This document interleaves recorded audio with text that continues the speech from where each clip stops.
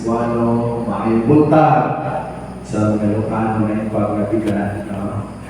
Limited naman ang mga dialect na mamahan ko. Sa pag-chat ni Ma'am Biron, speakery sa devotional speak. Nung kaya medyo, siguro ko nag-anan na ako kasi siyempre mag-speak sa tubangan sa mga pastors, mga alagad sa Ginoo, hindi madali. Kasi sa mga experience, mga bitiraan na ako. So kami niya is, we are still learning. Ikumpara na ako ng mga natin sa inyo, hindi kami makatulako nga sa inyo. No? That's why we give our recommendation sa inyo sa mga ahead sa ministry. Salamat din na makita dahil naman kamong nagapangalagat sa atong buhay ng Diyos. So hindi mo kami kaayon mga magkaan kay Pastor Rolly, pero may madugduman ko kay Pastor Rolly, siguro baka nalipat na siya. Kaya dito sa may seminary, isa dito pala sa Mipalayan, ikuha, nagatipo, nag-istorya, so nagagtalay kami dito. Kaya dito sa may apartment, kami nga itong TV pala, TV nga ng may cable man siya. Katong dako pa, iyan na dito pala. So, managduman ang pastor, sa video ko lang kung istoryahan ay ako sa matugay. Hindi ko ba na matugay kasi matapos niya matulog. So, si Pastor Joey, nag-graduate at that time si Pastor Jasser. Sabi nag-aatin ka sa live walker. So, usually dito nag-teripon naman. So, nalayo din kami sa siningahan sa atong 47th year sa kaayos sa Ginoo sa atong convention kabisa pa sa atong pastors and workers, missionaries, fellowship. So, malapogin niya salamat sa opportunity na ika-offer ko pa sa siningahan. Namin pinakapon man thing if we are talking about digital age or also known as information age. Ang muli ang pala natin nga daw katama, kapaspas sa panahon. Although wala nagpapo ang second, ang minutes is sa 1 hour, you say 12 hours in a day, 24 hours in total. Pero naman gagawin kita na kapaspas din. Ako yung basic sa atong movement, no? Kisa di tayo nakalayan, while using sa atong mga gadgets, nakascroll ka na, hindi mo na malaya, na 3 hours ka na. Daw makasalikin na daw kapas-pas din. So talking about digital age, it's not limited only sa laptops, cellphone, it includes sa mga machinery, sa mga ginagamit natin sa mga umang, sa una may mga trabahan tripag, lugaran, sa panahon natin suko, mga harvester na. So, grabe na ginagawa ang development sa atong panahon suko. Although ako natao na ako sa panahon hindi pagiging kaayo ang uso ng technology, medyo halos sabihin na nakakapot man sa cellphone. So, may ihapon ako yung generation gap sa mga younger ng mga generation. Kasi sa ilaya, nagtanong nila sa mga icons na makita nila. Katanong sila kung ano na. Sa akin kung wala niya pangalan, nalibubulot ako sa may generation gap. Sige hapon kita sa mga ahead bandari, pasensya lang ito mo na intindihon nyo kami man. Ang mga owner, kaya hindi man namin kaya din niya makipagsabayan sa inyo. Although pinatry man namin na makipagsabayan sa mga panahon nga amo na niya ang aton era. So, gani sa sininga aga mariman kita sa pulo sa Ginoo. Sige, pagkabasa ko na lang, pakasundan nyo lang sa inyong mga mata. Sabi sa 2 Timothy chapter 4, verse 2, in healthy version, preach the word of God, be prepared, whether the time is favorable or not, patiently correct, rebuke, and encourage people with good teaching. For a time is coming when people will no longer listen to sound and wholesome teaching. They will follow their own desires and look for teachers who will tell them whatever their itchy ears want to hear. They reject the truth, okay, and chase after needs. Verse 5, but you should keep a clear mind in every situation. Don't be afraid of suffering for the Lord. Work at telling others the good news and fully carry out the ministry God has given you. May the Lord bless His word. No, sa singaga, sa atong pagkatunan, kagamay ang atong palaturan, no? Although we try to connect sa atong feeling among atong faithful minister, especially in this time, in a digital age. No? So I'm also using,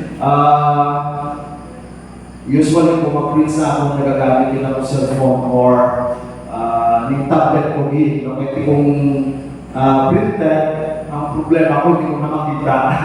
Hindi ko naging so despite sa kita, at least based man sa akong background, sa akong natrabaho, yung mga seminary, 8 years na nakatubakit sa computer every day.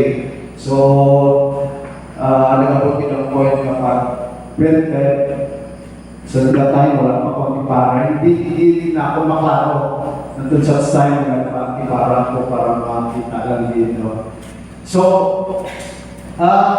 regardless kung ano man ang ginagamit mo at Bible, either printed or gadget, the idea is changed. They are still the same. They are still the same, the Word of God. Okay? Regardless printed or gadget. Pero, nataw ka advantages and disadvantages in mga dalawa.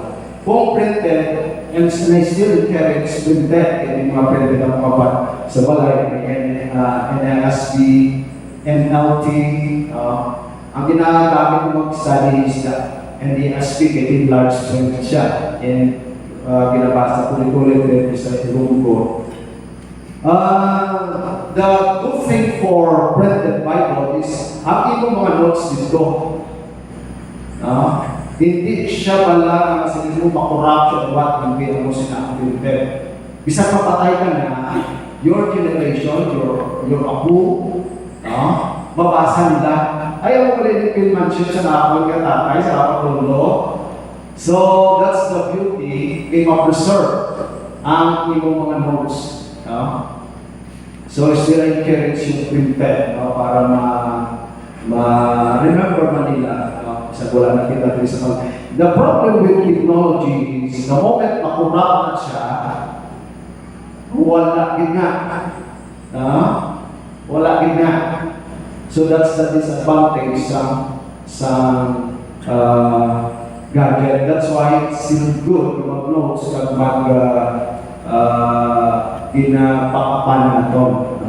So, sa sinikata, may anak ko ipakilala sa inyo ko. Ngayon ko kilala niyo siya. Okay? Sino sa akin pakilala sa iya? Wala din sino nakakilala sa akin. So, ipakita natin sa video clip para makilala natin. Allow me to introduce our friend. My friend and your friend na si calling her synthetic talent, not just with social media, but no actual past. Get to know each other, and thanks for watching. There isn't actually much to get to know about Tilly Norwood. She doesn't exist except on screen. Tilly Norwood, 100% AI generated. Now, this is the video the company used to announce its new character. Worth noting, all of the other people in the video are AI as well. But it's Tilly. The production company says it wants to turn into the next Scarlett Johansson or Natalie Portman, someone who would hire her for performances or appearances, virtual appearances. Hollywood actors have been pushing back since Tilly was unveiled. One called it scary, others said there should be a boycott of any agency that uses AI characters. My genes are binary. We've known Tilly's coming for a long time, Michael. Rick Kelly is the executive director of ACTRA, the Canadian Union for Professional Actors. So they're basically the canary in the coal mine. Artificial intelligence can collect and learn from performances online, scraping, as it's called. uses that material to generate characters. With Tillys of the world coming, our government needs to move and move quickly in order to give moral rights to performers to protect against this theft of their work. The head of the company that created Tilly responded to the negative reaction this week. She says Tilly's not a replacement for a human being, but a creative work, a piece of art. Is it about making money? Is it about making movies? Or is it about more than that? Well, this AI ethicist says using synthetic actors takes away from the craft. He also says governments and companies don't have a choice but to prepare for it. It's not about whether it can replace actors, or it's more about whether we want it to replace actors. Because it can. I think so, yeah. Mike Armstrong, Global News, Montreal. Okay, so sino siya? Pabalikan natin siya si Tilly Norwood, the first AI actress sa Hollywood. This is not in the replacement for human actresses or mga Hollywood actors. No? Ang namin na sa kaya is, she can generate different kinds of character, mga portray niya. So siya si Tilly Norwood, AI, or sa iyang ginagawa artificial intelligence, no? Wala man siya sa emotion na paano kita ng mga batya. Pero she can communicate like human being. So, grabe ang pag-program sa iya. Actually, madaya, kita ko mag-isip, kita, ang ginalatawarin natin ng mga movies mo, maybe they are AI generated. Ang pagkakalit sa aton, mga AI generated na, no? So, siya si Tilly Norwood, the first AI generated actress designed for Hollywood, created in 2025 by Shibuya. Then, another one, sino ba siya? Okay. Siya actually si Sophia. Si Sophia, ano siya? Developed by Hanson Robotics and activated on February 14, 2016, is widely recognized as the world's first human AI robot due to her highly realistic humanoid appearance, ability to replicate human emotions, and capacity for conversation. So, ilan pa siniliya na clip, no? Grabe, hindi siya question, kaya nyo sakton. Unlike sa aton, normal na human being, to kaya makita maka-articulate. Pero sa kay Sophia, dapat dali sa iya. So, si Sophia was given sa citizenship in October 2017 sa Saudi Arabia, okay? Granted citizenship to Sophia, making her the first robot to receive legal personhood. So, ano ito kasi kung sabi ni makita na kita rin, like Sophia, kagalaka, may istorya na ito. Okay? Palila ako na yung lab sa AI, kung mag-communicate ka, may advice. Pwede siya mag-atak sa mga suggestion, advice, no? So, grabe ang atong panahon. So, that's why masilipin natin nga namin na kita sa sining mga panahon na take advantage. Pero may danger pa sa ating walang kakapi. So, what is circumstances in nakalimutan? Okay? What is circumstances in nakalimutan that kung sa ato pa may ginagawa innovations. Ang muna ang constant changes in nakalimutan nag-innovate. Ang way of life natin, bisan sa aton nga preaching sa simbahan natin, sa mukha nila sa ating panahon sa kung hindi kita magkumpiyansa. Ang mga pastors niya, ay filter. Damo sa mga ang ilayang account, kanamigit sa ilang account, pero filter ang ilang mga itsura dito. Pero ang pastor niya, hindi filter ang ilang. The moment you step in the pulpit, you are a superstar. Wa ko kami dyan the moment matindog kaya sa tupangan. No? So, what is that sa ating types of innovations? Nag-innovate ang technology, ang atong mga cellphone. Okay? I remember sa church sa una, nagapasiro pa ko sa itong acetate pala. Tapos overhead projector lang. So, mga lyrics na nila lang makahayas ito. Pero pagawas ang mga innovations, ayun na, screen na. Okay? Until such time na touch screen na, may ano na, no? The remote na. So, that's our time today. What is the good thing sa ating isang morning? This is also give the bihatag sa Ginoo. Ang kanatan sa atin is that God gave us the ability to discover sa mga butang sa kalibutan. Itagaan natin kita sa Ginoo sa kaalam. Wala natin alam Ginoo nga ang mga tao naka-discover sila. Kung sila, wala lagi papalusin na. Na-discover nyo ka lagi ni. Wala lagi papalusin na. God is not innocent. Nga wala siya nakagawa. He knows everything.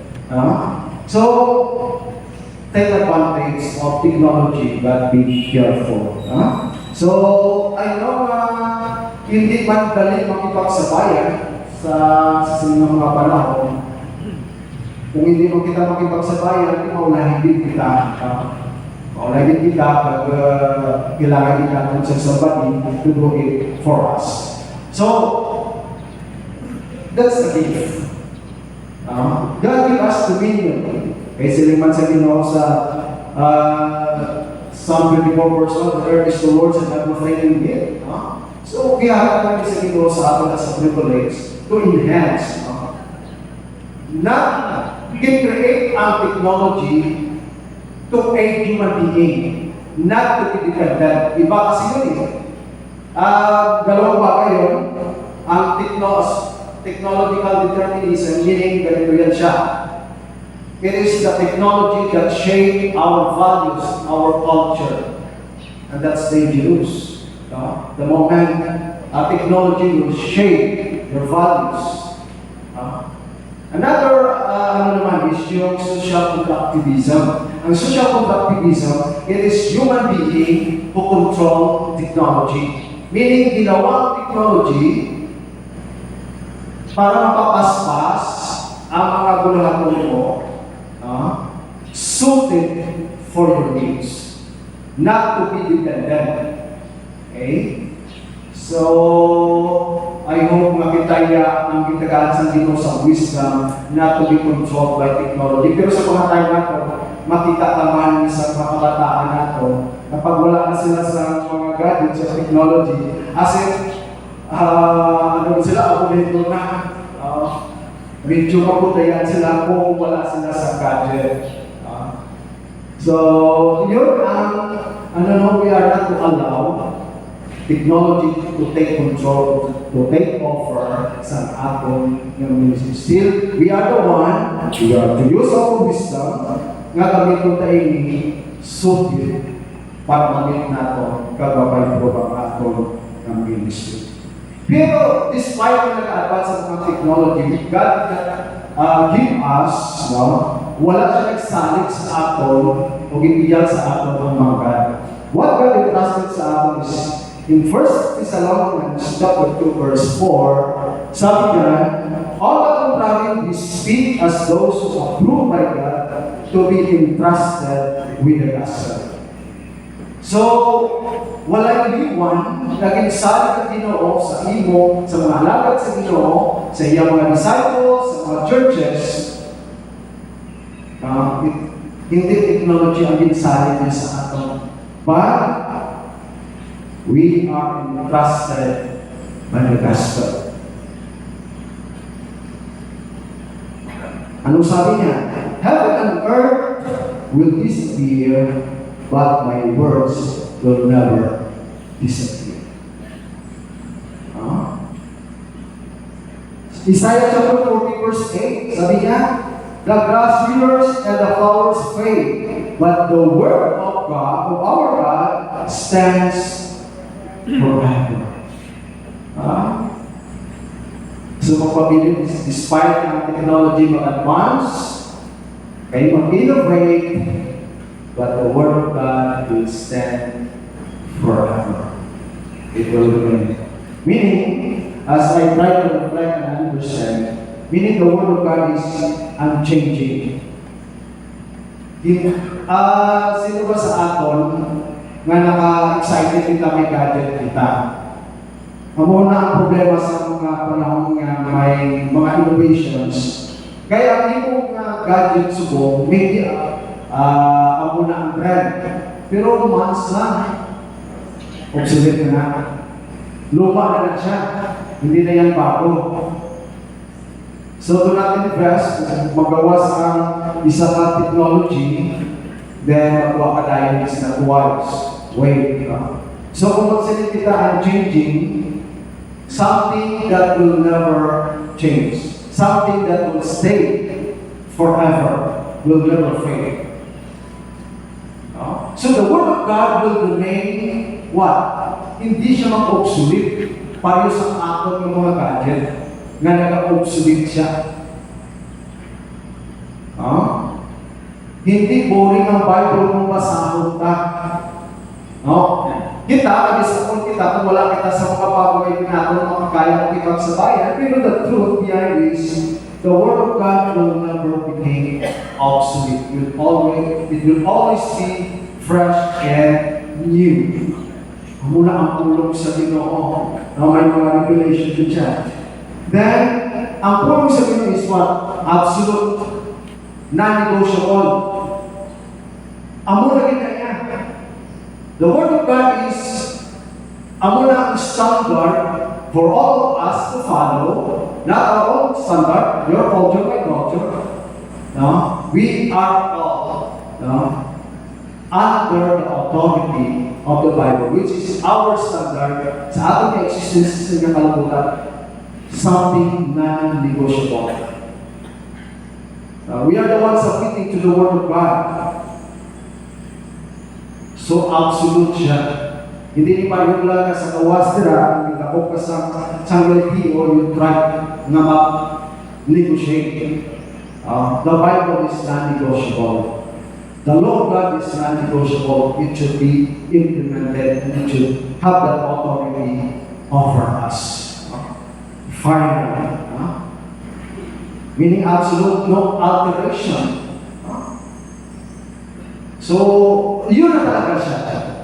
Ang ato lang yung we are just accepting nga we are entrusted sa sini nga pulong sa Ginoo. Then, the Word of God is eternal. Something that is what? Has no beginning and has no end. So, ako galing ang pulong sa Ginoo, no? Magbago pa ng tanan, the Word of God will remain. So, ano ang advice sa aton as ministers, pastors, despite of innovations and the rapid change sa aton na era, may advice, always go back to the Scripture. Balik kita sa Scripture. Ano pinakabal sa Scripture? Kaya wala lang sa other source nga pwede natin pahayuan nga maghahatag sa aton sa guidance to affirm kung ano yung wala ang tama. It's only the Word of God. So, balik kita sa ano. Go back to the basic. It doesn't mean kung hindi ka follow sa technology, then you are not good minister. It doesn't mean. Kasi the Bible is enough. Sufficient in itself. Amo na ang pulong sa Ginoo. Actually, isa mo gagamit kita sa gadget gani. Sometimes kung hindi magana, you are in trouble. So like we try to internalize, we try to reflect, we try to understand. So let's go back to the basic. Read the Scripture, read the Scripture. Ako naman pinahati, wala man sa Bible ng mga pamahagi. Mas problema ka nung isa kung may mga gadget dito na may mga pop-ups, may mga hacker na pwede magkagaw sa platform na attention. We can survive without technology. We can survive without technology. But I'm not saying na hindi gagamitin hindi. Still, you have to take advantage pa rin sa technology. Pero, ang mulagani, don't be dependent on the gadget. What if kung magkabot ang time na galing nga mawala ang tanan? Kung without gadget, hindi na ba kita maging productive? Hindi na ba kita makasimba sa Ginoo? Kasi inyo wala sa atong simbahan. Pag wala sa projector, mga kanta o mga libro natin, wala yan sila. Pag wala na yung gadget or brownout, they'll ask it affected. God is not affected or bound by any technology. God is beyond technology.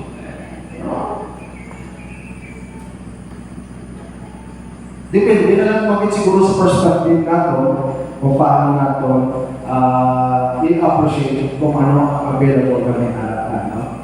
So, AI, such as ChatGPT, Meta, and other platforms, I don't know kung ano mga platforms ang ginagamit nyo, can give you ideas but not the will of God. Hindi mo nata, ngayon ka cellphone kay AI, tagaan niya ka. Ang pamangkot, ano ba na ang kabubutot sa ginaway? Yang ba niya? Mga ito speech kay AI, tagaan ka speech. Pero ang pamangkot, kabubutot mo na sa ginoo. Nga ang ang gusto niya, yang ba? Kung kita ng mga pictures, kung magwari kita without our connection sa sila na passage, it's just simple information. It's not the revelation of God. I'm not saying na hindi kita magamit sa mga tools. They are just supplemental. Kung magsalita kita supplemental, daw vitamins na siya na makabuli. So, ako ng mga bataya, ako nagagamit mo ito sa AI kung may mga bagay na gusto ko i-enhance or the more kapagin na ma-evaluate. Kaya tila imagine niya kayo try to understand the way how God will help you through the work of the Holy Spirit. So, tanang mo kita, aware naman kita sa dito. So, hindi lang tamangayon sa hindi ay sa message, kaya nga, matitip na ito yung kabubuton sa Ginoo. Okay? Ngayon ka sa kaalam sa Ginoo, kung ano ang gusto niya ipag-istorya sa atin. So, kung balikan ang ating yung passage, sabi niya, preach the word of God, be prepared, whether the time is favorable or not. Patiently correct, rebuke, and encourage your people with good teaching. Why preach the word of God? Be prepared whether the time is favorable or not. Sa sining time, kung nagkaw ang background during this time of imprisonment of Paul, ako lang iyang imprisonment by this time is more severe than the previous. More painful, the present niya. And as mentioned by Pastor Doms kagabi, it was the time during the reign of Emperor Nero. And Emperor Nero is isa sa mga masilig na kung hindi ginami ang iyang pamalakan. Emperor Nero had his own two sons, his own wife, his own mother. That's how great in power si Nero. So, ako niya ang time niya masilig na kung masilimuot sa sitwasyon ni Paul. Pero, ako na ginahambal niya sa kay Timothy, preach the word of God, be prepared whether the time is favorable or not. Kaya kapalo si Paul, kung ano ka na niya naagyan, ang mga opposition, it doesn't mean na we are not to preach the word of God kung may mga opposition na o may mga criticism. Makita natin kay Paul, the more siya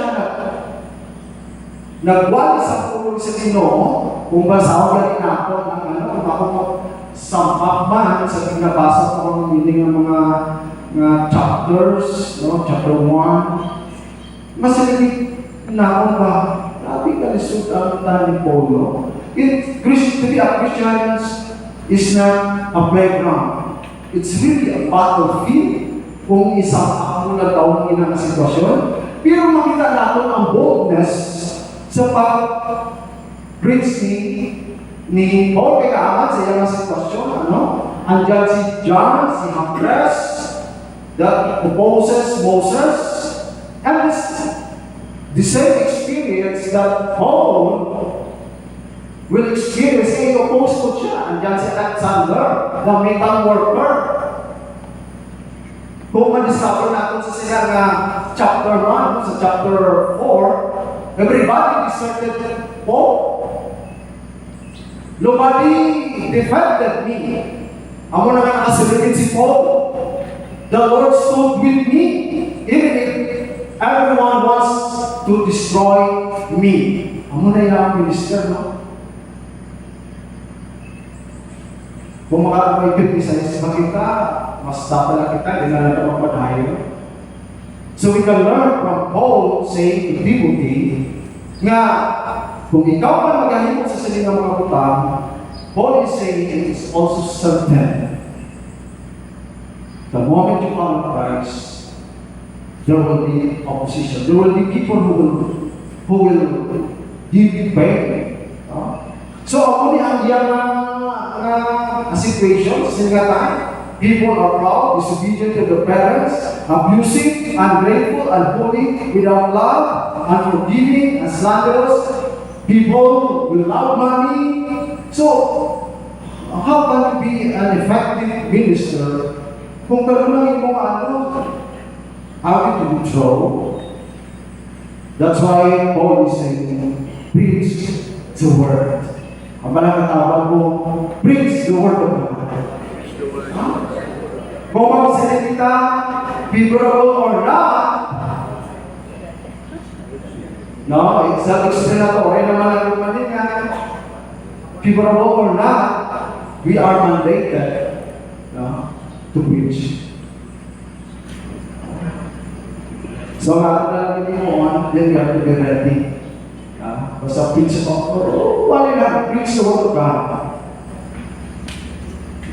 So verse 3, sabi niya, for a time is coming when people will no longer listen to some wholesome teaching. Mas grabe sa ating nga time sa bong, kay Naaman.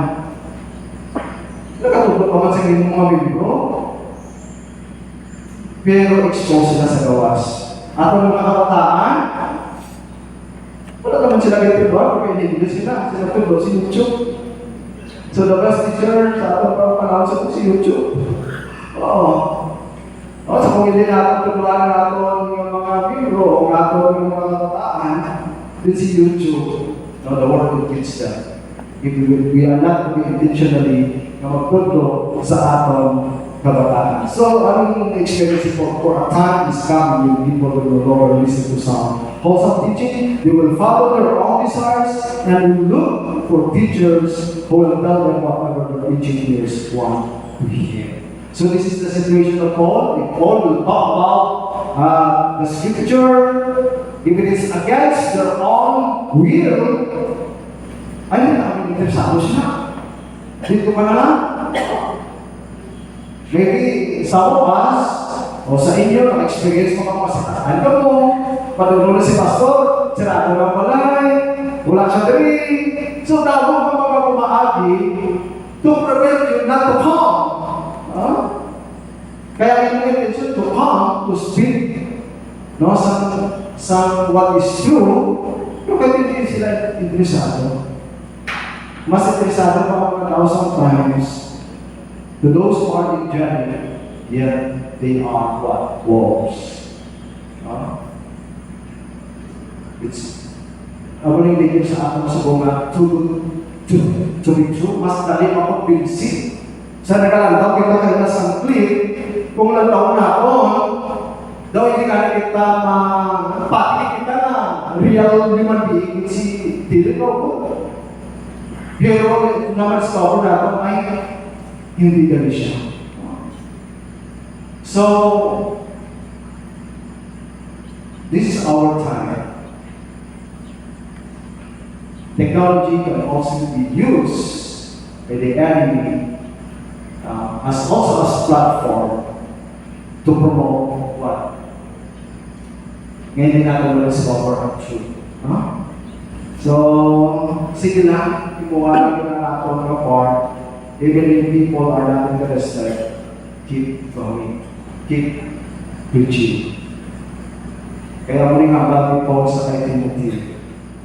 But you, Timothy, certainly know what I teach.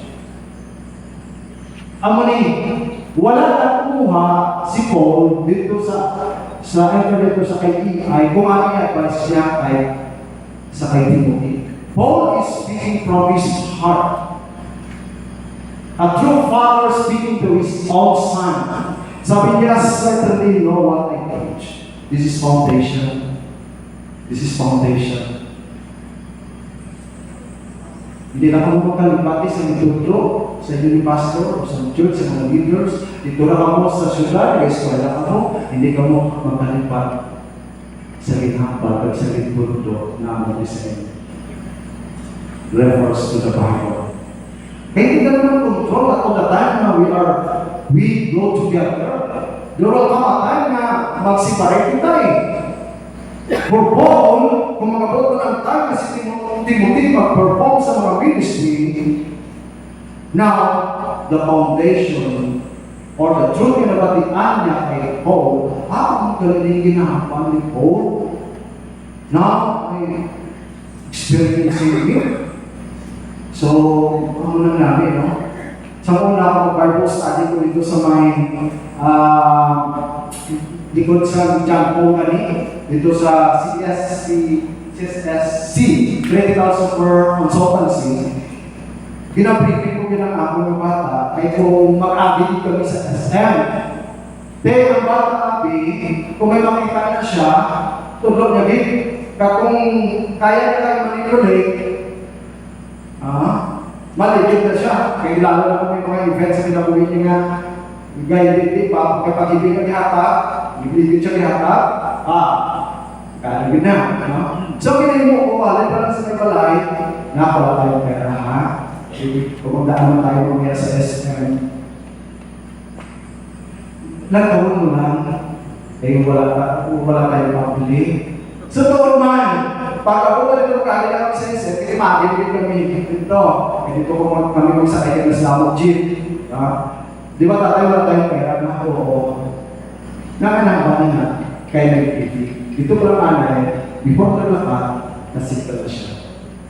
For Paul, amo na yung niyang pinapaabot yung mensahe kay Timothy.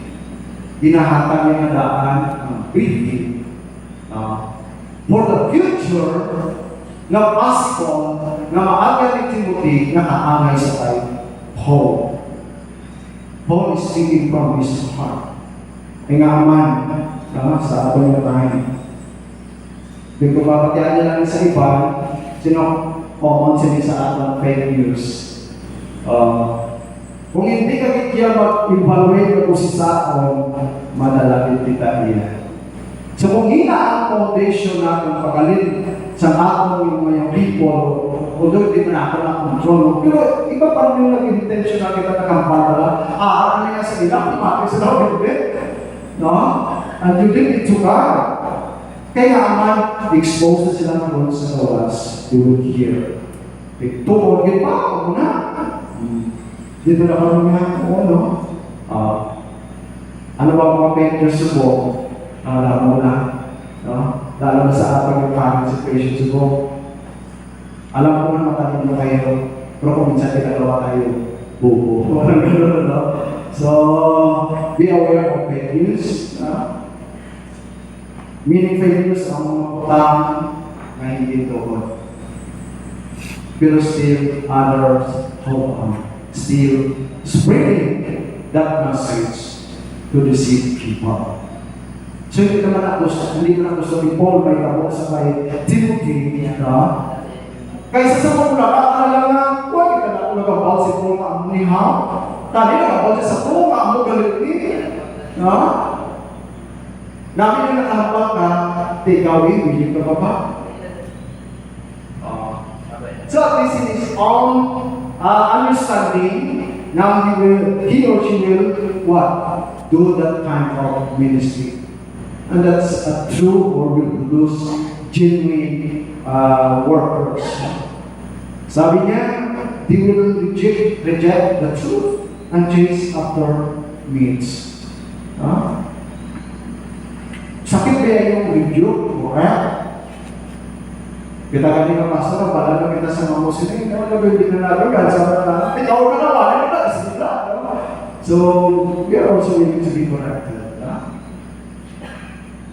Pero, yeah, kung man-reject mo kita, people don't want to hear what is true. Sige na, pray and say, sabi niya sa 2 Timothy chapter 4 verse 5, but you should keep a clear mind in every situation.